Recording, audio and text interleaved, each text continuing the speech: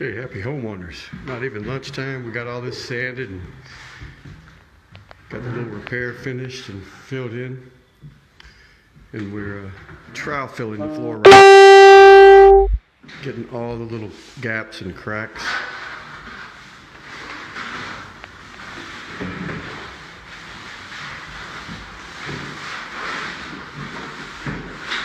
And once that dries and we sand it off, this hallway and bedroom have already been done. Here it is on the edge, but look at that.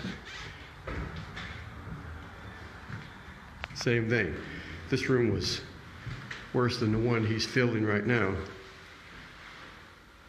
It just fills in the grain, fills in the gaps, the cracks, just makes for a better floor. So, any questions? Leave them in the comments below. We'll get to those. If you want a copy of our book, 9 Secrets to Refinishing Hardwood Flooring, leave that in the comments. We'll make sure you get a link. All right, guys.